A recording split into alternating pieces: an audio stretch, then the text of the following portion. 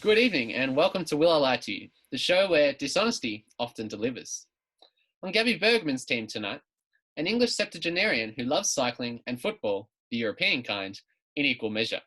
Naturally, his favourite goals are bicycle kicks. It's Richard Godbehere. Hello. And Gabi's other teammate, a Welsh-Australian office worker who lives in Land via Pulgian Gilgogur Equin Drabul Landis Ilio Gogogoch. Just kidding. She lives in Melbourne. It's Bethan Jones. Hello. And on Mikey Sutton's team this evening, he's a social worker who plays in goal for his local soccer club and loves beekeeping. He's definitely a keeper. It's Isaac Newstead. Hello. And Mikey's other teammate is a self-described film buff who loves Twilight. Emphasis on the self-described. It's Claudia Seers. So, to round one, Home Truths, where our panelists read out a statement from the screen in front of them. To make it harder, the statements are coming through in real time. They have no idea what they'll be faced with. It's up to the opposing team to sort the fact from the fiction. First up tonight, Bethan. In the past year, I have been responsible for over 50 dead bodies. Wow. Were they people that appeared at quiz shows with you? She hasn't answered. Why aren't you answering? What? Sorry, say again. My screen froze. I said, were they people that appeared on quiz shows with you? No, they weren't. What Okay, exactly were you responsible for? So basically just in charge of making sure that they get cremated properly. So is this like a side hobby, or do you sneak into crematorium? No, not a side hobby. No, I do it as part of my job. Has it ever gone wrong? I mean,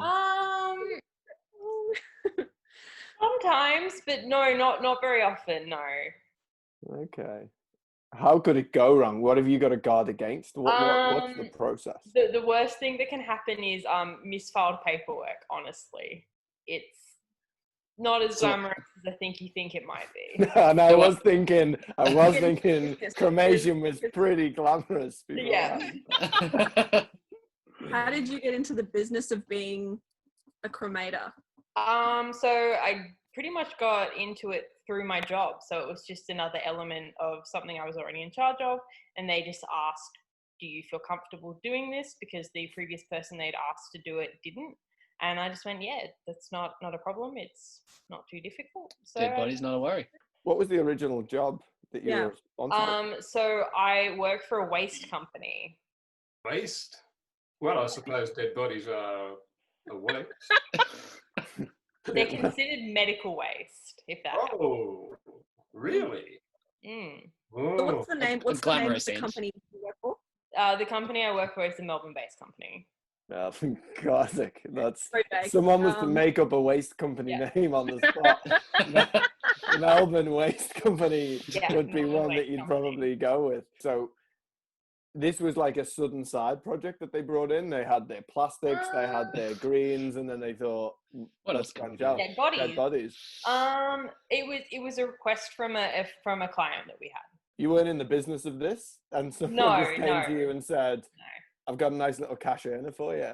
We've got a contract. 50 dead bodies." Contractors have to earn Yeah, dead so bodies. it's basically I deal with subcontracting it out to the right people, and I make sure that it's all runs smoothly, essentially. And did they just said, just don't ask any questions. We've got 50 bodies. Can you just, Yeah, just get rid of them. Yeah, that's pretty They were much. like, Bethan, we've got someone for you. Bethan's our person. is the lady for this job. Did they drop the bodies off in the back of a van or something? No. How are you qualified for this? Like, I feel as though this must be a specific position that someone has. I had to do like a 2-week online course for it, but that was pretty much it. Was Is that like a diploma in getting rid of dead bodies? Dead Bodies 101. No, it was under how to properly dispose of medical waste. Yeah. Medical waste. Do you know where the bodies came from? Yes, I do. Where did they come from? They came from the uni. Melbourne From Uni. you? It's where all the students that fail their units go. Pretty much, yeah. They were being carved up at Melbourne Uni, were they? Yeah, in a particular building, yeah. Where did they come from Melbourne Uni. Richard, she's on our team. That's all Pick right. her apart. It's good. I like Yeah. it. How did the dead bodies come to be at Melbourne Uni? They are part of the which area are they from? They're part of the medical science. So when you're studying to become a doctor. Okay. So like corpses that the medical students have to, I don't want to give you the answer, but that they they have to do Laugh at that. autopsies. Yeah, they're Science stuff. cadavers. Cadavers, yeah. All right. Yeah. Very convenient. All right. What are we thinking, Claudia? What's your feeling? Look, my feeling at the start was that it wasn't true because she wasn't giving enough information about it, but it sounds very valid that, you know, someone would be dealing specifically with the cadavers from a uni, because I do know that they use a lot for the medical students there. I don't know. Maybe true, but I'm not 100%. Maybe true. All right. That's a strong answer from Claudia. Isaac, what do you think? Yeah, look, I started with sort of false thinking at the start, but you know, I've sort of come to think, and I'm going to do a 180 again and stay with or 360. I think it's false. No, I'm gonna say false. The mental gymnastics in that. What just happened? I was like, okay, this is easy. We got 2 yeses. Let's go with that. And you just talked yourself out of it. You could just play this game yourself. Full 360. False. I changed my mind. What's 2 false? Oh wow, Sorry. no choice there. Hold on, sorry. So there's 2 falses. Yeah. I was going to go true, just mainly because this is the most You get uplifting veto topic we've power. ever had. You do. Go with your gut. Here we go. No, it's round 1. I'm going to go with the team. I've got to lead out, and I've got to show fate. So it's on your heads. I'll say. Don't say that. Theory It's a works lie. so well for me. So it's You're a going to lie. get saying rid it's of a that lie? head too? Yeah. Mikey's saying it's a lie. Bethan, is it a lie? No, it is true. Yeah. This is not a good start, team. It is How true. the tables have turned. Bethan has been responsible for over 50 dead bodies in the last year. And now we're going to hear from Isaac. I once was stung by 15 bees on one hand while trying to sneak up on them.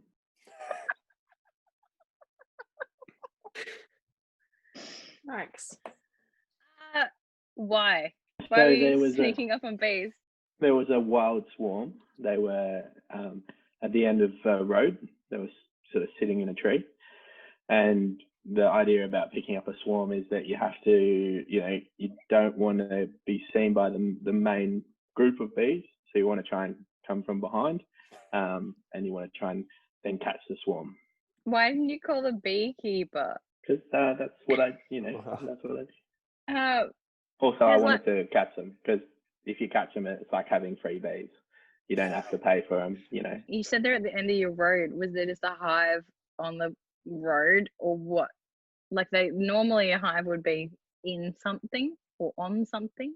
Yeah, no, you're right. Like they would normally probably live in like a tree or something like that. But these ones had seemed to make a bit of a home on the edge of like a light pole at the end of the street. So where exactly was their home? Was it in a hive? So it was like a hive, but like where was it? Because hives are normally attached to something. So what was it? Hives don't need to be attached to anything. They can be in boxes. They can be Yeah. in walls. They just sort of need to be in like a cavity, but they can be their own self-contained. Yeah, but he just said they were on a light pole. Well, there's no cavity in a light pole. It's just a pole. Yeah, That's straight. I think you guys are really trying to peck holes to like the routine of bees here, guys. Like, they're quite a It's natural more- animal. Take it up with the bees. Don't plausibility. take it up with Isaac. Come on. It's the plausibility of the bees being there is what I'm trying to discern. Do your bee encounters happen like near plants and flowers and stuff, and you're like, oh, a singular bee? Or have you been to beehives before? No, we had a wasp's nest in a Oh, unit what? we lived in. It was in the hedge. Wasps are totally different. Come on, Gabi. Don't even. With What? Apples and Dates. oranges, really. What are we even on? The apples and dates, Isaac. Exactly. Apples and dates. The fact that the whole team is collectively defending this makes me a little bit sus. What did you do after you got stung? Did it hurt? It did hurt, yes. I would What's that kind of I would like think medical treatment if you get stung by that many bees? Just in because, like, like a one bee venom is poisonous, and I would worry that that number of bee stings could be quite toxic, if not maybe fatal. Yeah, look, I definitely went back to my residence and got some Stingo, antiseptic cream, but the hand did swell quite significantly. They're definitely bees and not wasps. Yeah, I'm 100% sure they were bees. So were there like 15 dead bees? I'm pretty sure yeah, you presumably don't put they all died stingers afterwards. on a bee. Did you have because like when you get stung by bees as well, you often have to like remove the stinger pull out the stinger out? 15 separate times, or Yeah, you have to eventually, once you put the stingers on it, I did eventually remove the little. How long was your You know, hand thing? swollen for? Stings. I don't know, it's called that little stinger, I guess. My hand was swollen for a good couple days. I reckon probably 3 or 4 days afterwards. Which hand? It was my left hand. Are you left-handed or right-handed? I'm right-handed. Okay, so not a major inconvenience. He was So like, I have to why get my dominant hand, so I'll well, go like, why did you use your left hand to grab the bees if it's not your dominant hand? It used to be, didn't it, Isaac? And then Dominant. 15, the 15 bee stings rendered it almost useless, and now you're right-handed. So now he's ambidextrous. No, like, because I know if I'm going to do something, I would use my dominant hand because you have more control over your actions. Well, that's where. That's where he's Have you picked up many bees recently? no, guys, he's an experienced beekeeper, so he knew that if he was going to get stung, he would want his dominant hand pulling the stingers out of his non-dominant Right hand. up the way. Right up the way. Yeah. I mean, there's the hole in the statement. Experienced beekeeper. I don't think that you could call Isaac an experienced beekeeper. The man's a That's beekeeper. just your personal prejudices shining through here. Didn't you hear his intro? He's a bona fide beekeeper. That He's a is beekeeper. He's a undeniable. keeper. Oh, shouldn't I there keep busy. shouldn't He's there a be keeper. smoke around? Smoke to calm the bees down? What happened to the smoke? So I decided not to use smoke with this this swarm. you were I decided trying to to go use for the element of surprise? Or natural. a bit of that and a bit of a natural musk. I thought would lure them in. And you do have natural musk. Yeah. plenty of it, Isaac. You can smell it from here. Yeah. What are we thinking, Gabi's team? I don't know. What's the vibe? I fully think it's true. I fully think it's something that definitely happened. Bethan's well on board. Richard, what do you reckon? No. Never happened. Never happened. Did you Oh, smoke? don't make me pick the decision. The classic captain's dilemma is yours again, Gabi. Look, I want to say no because I don't buy it either, but my track record precedes itself. We got very little actual info out of that grilling. So I don't know. I don't know whether maybe a couple bees I would have bought it, but 15 is too specific and too rounded of a number for my liking. So I'm sorry, Bethan, but I'm gonna go no. So Which is happy with that. Gabi's going no. Isaac, oh, no. is it true or a lie? It is true. Oh, come on. Yes, I'm it is telling true. you. Isaac Oh, was once stung by 15 bees while trying to sneak up on them. Our next round is called This Is Mine, where we bring on a mystery guest who has a close connection to one of our panelists. This week, each of Gabi's team will claim it's them that has the genuine connection to the guest, and it's up to Mikey's team to spot who's telling the truth. So please welcome this week's special guest, Taylor. Hi, Taylor. Richard, how do you know Taylor? How could I forget Taylor? She spilled coffee on my carpet. My wife wasn't happy about that. She spilled coffee whilst interviewing me for a project she was doing about immigrants from the UK, and I'm one of those. I liked it, but my wife doesn't like her. Interesting. Gabi, what's your connection to Taylor? This is Taylor, and I took her instead of my boyfriend on an all expenses paid 4-year anniversary holiday. Intriguing. And finally, Bethan. How do you know Taylor? So this is Taylor, and we met at Cardiff Comic Con, where we both realised that we were both from Melbourne. Nice. All right. Okay. Who should we start with, guys? Gabi? Yes, that would be. What was yours? All expenses paid cruise? I took her on all expenses paid anniversary holiday instead of my boyfriend at the time. But why couldn't your boyfriend go at the time? Good question. Because I dumped him. Ooh, ouch. So this is gonna sting. Is it Gabi this one? No, it's cool. It's cool. Ask away. Where did you cruise to? It wasn't a cruise. I didn't say Oh, did you cruise. not say cruise? Sorry. I said holiday. Holiday. Where did the holiday? It was to Sydney. Okay. How long had you been with your boyfriend? 4 years. 4 years. Okay. Was a 4-year holiday. So yeah, 4 years. 4-year Why anniversary. did things end? Just checking. So had he planned the holiday or had you? No, so I had planned the holiday, preempting that we would be in the relationship, and then Naturally. the relationship ended, and I had a fully organized trip to Sydney, and I was like, oh, I don't know who to take to this, so I asked my friend Taylor if she would like to accompany me on this trip. So what exactly was included? You call up Taylor, you say, look, it's your lucky day, you've won the lottery of love. You get a free trip to Sydney, including... Yeah, well, she doesn't live in Melbourne.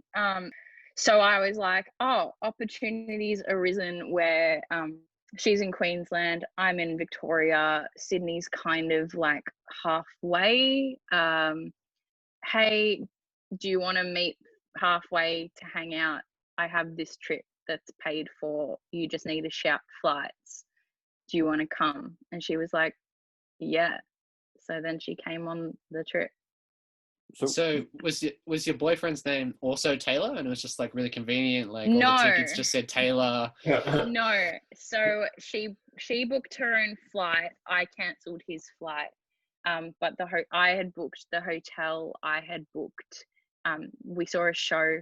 It was booked in my name. I organised for wine to be left in the hotel room. So we got to the hotel and there was cheese and wine waiting for us with a lovely sign that said happy anniversary from the hotel management. So yeah, we enjoyed that. Well, wouldn't you? Cool. Yeah, okay. free wine and cheese. So that was inclusive. Bethan? Yeah, so we met at Comic-Con in Cardiff, and then we just got talking, as you do when you go to any of those kind of conventions. You see someone who's dressed in something that you like, or you see someone with a nice cool shirt. In this case, it was Doctor Who, because we're both obsessed with it. So we saw each other, and we got chatting, and we both realised that, we both kind of sound the same, and we're both from Melbourne, so that was pretty cool and interesting. Cardiff as in Wales, Cardiff? Cardiff, Wales, yeah. So my family are all from Wales, and I've lived over there for a bit of time, and I used to go over and see them every 3 years. So when we were over there, just sort of as like a treat that my mum got for me, she's like, well, I got you tickets to go to Comic-Con in Cardiff, would you like to go? I went with her as well, and then we just my mum kind of wasn't into it, so she kind of split up from me and let me go and do my own thing. And then I just sort of started chatting to people because I was by myself, and we started talking to Taylor. And why was Taylor in Cardiff? I don't actually remember, to be perfectly honest with you. I just remember talking about Doctor Who. We started talking about Harry Potter a little bit, and then we got talking, became Facebook friends because we had a good time, and that was about it, really. Mikey will nod of approval. Harry Potter, yeah. Claudia, clearly Taylor was in Cardiff for the Cardiff Comic Con, only the biggest convention in the world, obviously. Exactly, it's the biggest event of the year. You look very quizzical, Mikey. Do you have a question? Just trying to compute. Cardiff Comic Con, I didn't know was that big a deal. Are you in the Comic Con scene? I'm definitely not. No. So this is So how would you know? No, I wouldn't. Who's your favourite doctor? Well, my favourite doctor is clearly Matt Smith. Okay, and who's Taylor's? Taylor's, I think it was David Tennant. Okay, everyone knows David Tennant. Well, Taylor's giving me some very cool vibes with that blue hair, so I'm not discounting also loving Doctor Who. Just one final one from me. Were you actually in costume? I wasn't in a costume because it was a surprise from my mum, so I hadn't brought anything. So I was just wearing a Doctor Who t-shirt, and I think I was wearing a Hufflepuff scarf as well. So Of course. Hold on, so it was a surprise, but you were wearing Comic-Con related clothes. Well, to put it into perspective, when I went, I was in year 9 and I pretty much exclusively wore graphic t-shirts that were about either Doctor Who, Harry Potter, Star Wars, all of that. That was I can confirm that was Bethan's year 9 attire. Stacks up. Was Taylor in a costume? Pretty much paired with brightly coloured jeans as well. So I was bleach blonde hair. I was really going for it. Was Taylor in a costume? Taylor was wearing a Doctor Who t-shirt, but it was a bit more than I had going on. So she was wearing a Doctor Who t-shirt and she had a Dalek-y kind of style coat, which I thought was really cool. Okay. And you saw the t-shirts and I was like, yeah, look what's happening here. And I just, because I was by myself, my mum had ditched me. So I was kind of like, I need to talk to someone really quick. And that was the thing. I'm in year 9. I need to talk to a stranger. Yeah. Excellent logic. Okay. Do we want to hear from Richard? No, nobody wants to hear from me. Remind us, Richard, how you know Taylor? That carpet stain, that has almost gone. But when she spilled the coffee, I mean, the galling thing was my wife had made the cup of coffee for her, and then she spilled it on the carpet. So that didn't go down well at all. I didn't mind so much because that's women's work anyway, cleaning carpets. So it didn't bother me at all. Sorry about that. Controversial. Yeah, no. She was a nice girl. I didn't have a lot to do with her. She was a friend of my granddaughter. My granddaughter had already interviewed me on family history matters because I'm the family history person in the family. And this Taylor, she had something in an immigration project to do.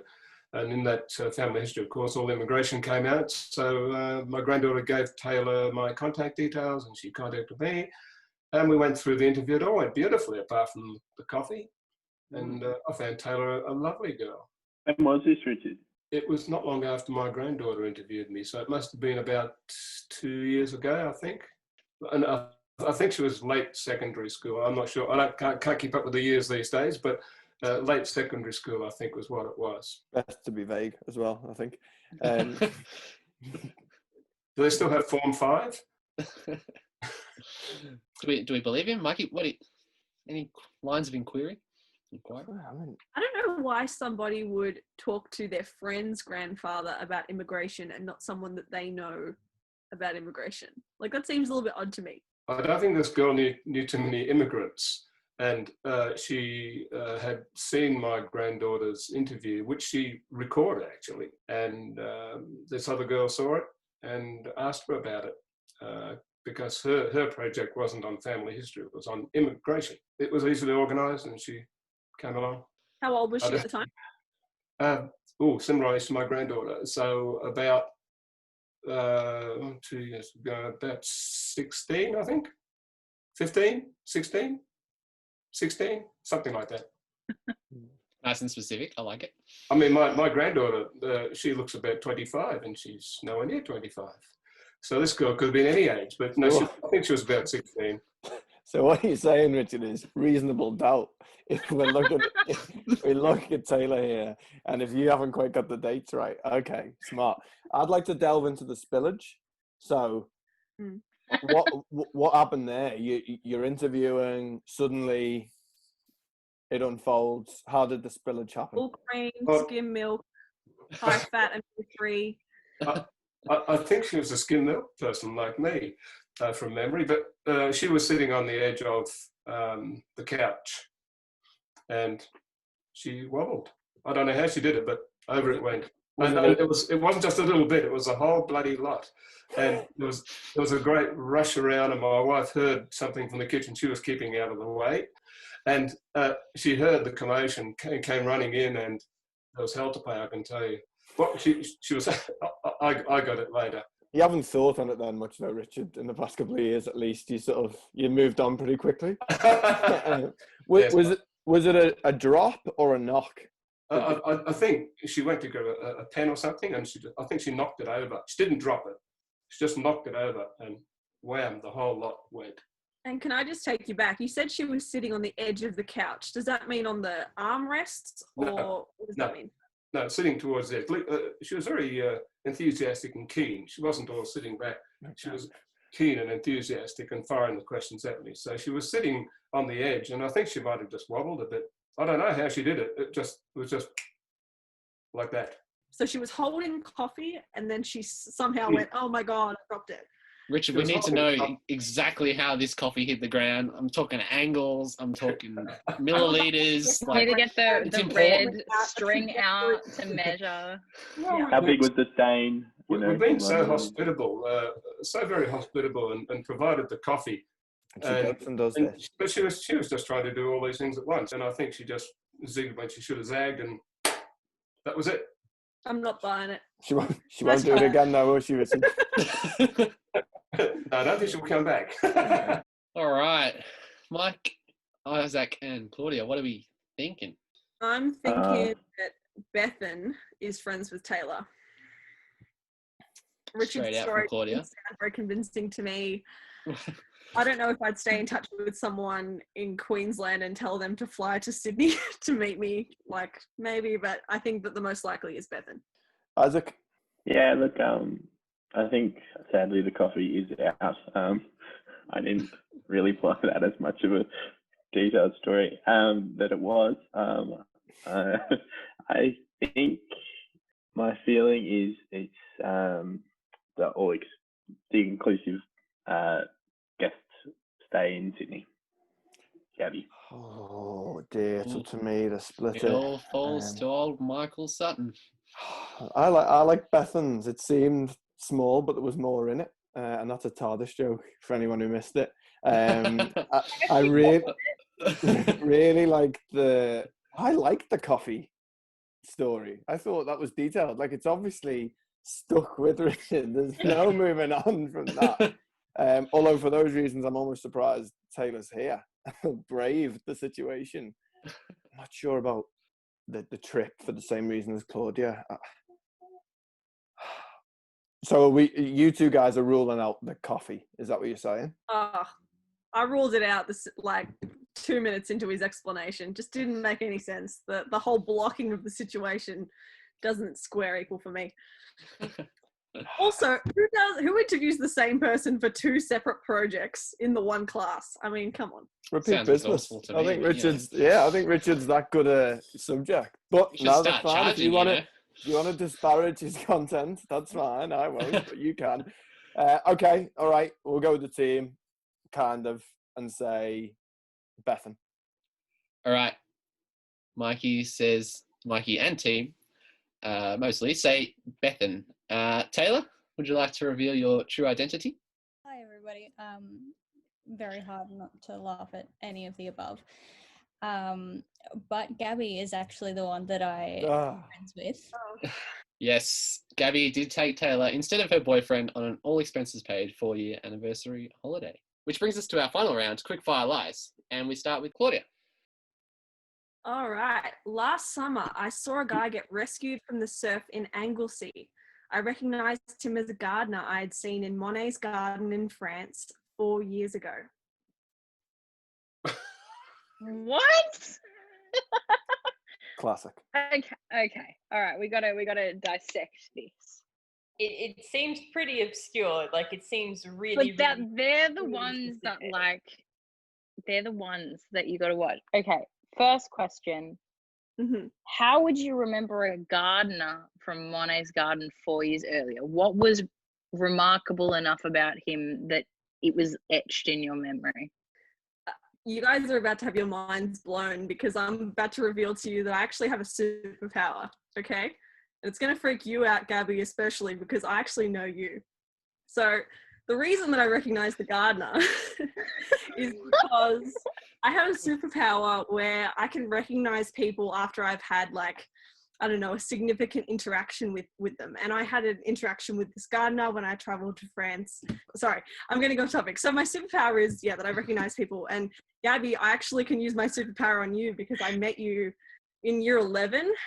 It was the Federation Square stage, and we were at a nerd fighter gathering, and you were singing in the circle with me. And can you confirm that's true? Yeah, what the fuck? Yeah. So I recognized you when I saw your face today on the monitor. And yeah, I remembered this gardener and I remembered his face because I had a conversation with him. And then I was in Anglesey at the beach with some friends, and yeah, I recognized him when he was getting rescued from the surf. Like, everyone was crowded around him. Yeah, it was pretty crazy. He got saved, and then I said hello. I'm so distracted by this story. I'm like fully not present at the moment. You've just blown my mind. So Yeah. I'm assuming he's obviously, because he works in France, he's from France, like he's a Frenchman? Yeah, so then he came to Australia on holidays. Okay. And because the Australian summer's pretty famous, going to the beach and stuff, and I mean, obviously I didn't recognize him until he got pulled out of the surf, but it was a pretty large spectacle that everyone was sort of attracted to come over and see the lifeguards doing their thing. So yeah, Did you really just wild. come over and just like point at him and like, I know you from France? Or were you a bit more sensitive? I mean, obviously once the lifeguards had pulled him out, a lot of people around him were sort of just asking if he was okay and if he needed anything, and I didn't want to overwhelm him in a moment that was already quite intense, I'm sure, but after people sort of started to give him some space, I said, "Hi, you're okay. You might not remember me, but we had a conversation in Monet's garden a couple of years ago," and he did remember me, and it was really great. So just going back to Monet's garden, Yeah. I've been through Monet's garden, and when the tourists are going through, the gardeners aren't there. No, he was there at the time. Right. Oh. Okay. This changes things. I've never been to Monet's garden. I have not either. Maybe he wasn't there when you were there. I don't know. But they have a team of gardeners. He was telling me about them. They have a team of 4 or 5 people that keeps the all the plants like seasonal and stuff, and the flowers fresh and cut, and yeah, it was fantastic. So 4 or 5. 4 or 5. Yeah. Ooh. So I'm pretty sure he told me 4 or 5 gardeners. That might have meant 4 or 5 head gardeners. I'm broken English. Broken English as well. So how can you remember everything else, but not that fragment of the conversation? So the way that this works though is that, like, my interaction with you, I remember that you were fantastic at harmonizing. I remember a couple of the different songs that we did on the day, but I don't remember everything about that whole day. I remember the scarf that I was wearing on that day. I remember the music store that we walked around in on that day, and I don't remember any of this. You could be telling me the biggest load of crap because I genuinely don't remember this, but I am very impressed, which is why I am like skeptical, because I feel like you're using that insider knowledge against me to make me be like, oh shit, well, she knows all of this stuff. She must remember this gardener from Monet's garden. A bit of that little reverse psychology thing. Or it could just be forward psychology. What was the Frenchman? Thank you, Mikey. I think it's too obscure. Yeah, like if the gardener had done something remarkable in said garden, then maybe. But if he was just gardening, like, the thing is, did you just go over to the gardener? It's remarkable because for me, being there was remarkable. You know what I mean? Like, it wouldn't have been a remarkable day for him, but for me, it was a remarkable day. What do you think, Richard? Richard, what do you think? It sounds pretty amazing, and therefore I'm skeptical. No, I think she's fibbing. Richard thinks she's fibbing. Bethan? I think it's a lie, but I do believe that you can like remember people and do that stuff. I think this specific thing is a lie. All right, so Bethan's a believer, but she thinks it's a lie. Gabi? Yeah, I've got to say I'm the same. I think it's a very impressive skill. I just think that I've been personally targeted with this background knowledge to kind of sway me one way. And I mean, both my team said no, so I can't go any opposite. Well, you can. So we know how that works, yeah. So I'm gonna say it's a lie. All right, Gabi and her team are saying it's a lie. Claudia, is it a lie? It is a lie. Yes. Yeah, It is so false. I didn't see anyone from the surf in Anglesey. She did not. Next up, Mikey. Oh, yep, remember this well. Feels like yesterday. I once went a whole year without paying for any dinner. Specifically going out for dinner or just all dinner in general? All dinner is more impressive, isn't it? All dinner. It is more impressive, yeah. No, it was genuinely all dinner for a year. So when you say dinner, do you mean all meals or just all evening meals? All evening meal. Okay. Yeah. And good to clarify, because I know that the English have various words for the meals consumed I call in the evening. every The meal English. like dinner. So The English. My next question would be, what were the circumstances? Like, where were you? What were you doing at the time? Or even why. One could Hayden. say why. Thanks for chipping in, Hayden. No worries. I was at uni, so as you'll all know, or many of you will know, money was very tight. Dinner every single night is a quite considerable expense. So I thought, what better way than to save cash than to not pay for dinner? So how did you get it? Well, being at uni, you get certain free meals when you're in certain campuses at times. So I'd previously been in one of those campuses and not paid for any dinner. And so I went back and thought, hold on a minute, we were there the year before. I can probably get away with this again.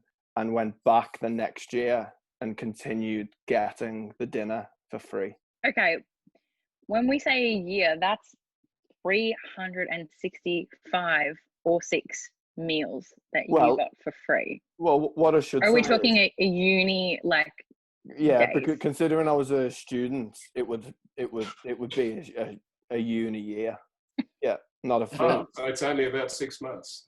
Okay, but still, okay, like, would they not have realized that you're not living in that, boarding house or whatever anymore?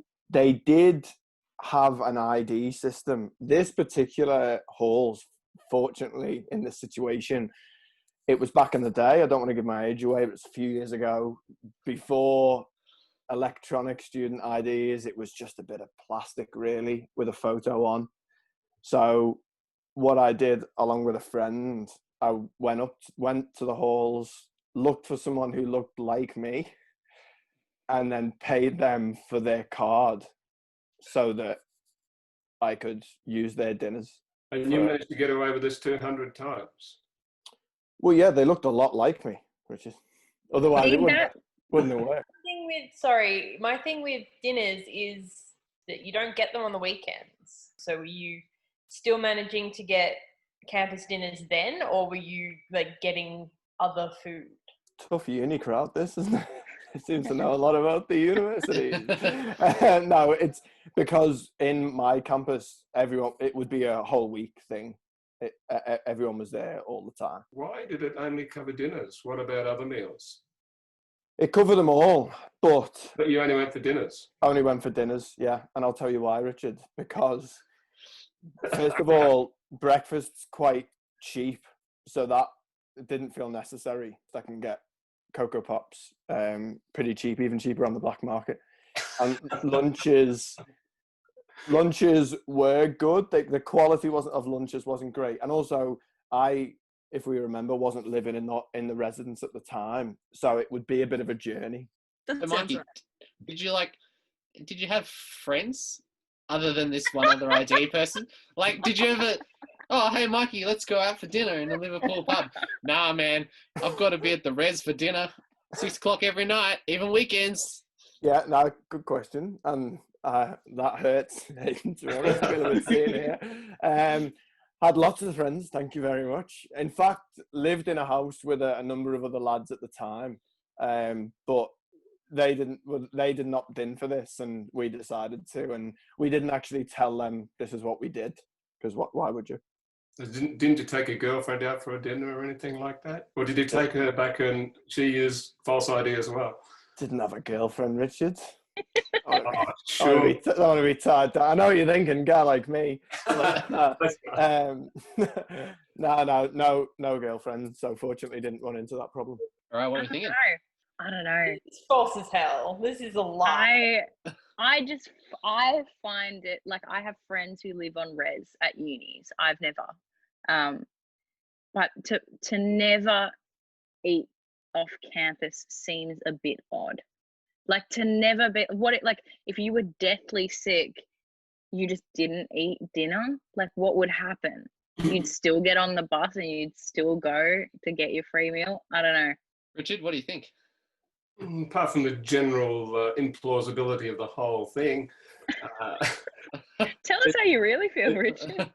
It was remarkable value. I'll agree that it just seems too remarkable. It also seems a bit too much for a whole year to be doing night after night after night, not going to the pub, not going out with your mates, not going out with a woman, whether it's a girlfriend or not, just going back to a residence of all places where the meals aren't particularly flash anyway. It just smells a bit. Doesn't sound right to me. So Bethan thinks it's false as anything. Richard says it stinks a little bit. Gabi, the final decision's on you. No, I'm not. I don't. No, like again, using outside influence. I've gathered that Mikey does love to hang out with his mates. And I find it impossible, even just a normal person, I find it impossible that they would never go out for a meal or go to someone's house for a meal or get takeout or delivery ever. Like only uni food, which is not great. So I'm going to go no as well. I'm not buying it. All right, they're going no. Mikey, is it true or is it a lie? There definitely is such a thing as a free meal. It is true. Oh, come on! This is what I said! Yes, it is true. Mikey did once go a whole year without paying for a single dinner. And that noise signals time is up, and I can reveal that Gabi's team has won by 3 points to 2. Yes, did it. Thank you for watching. We'll see you next time. Good night.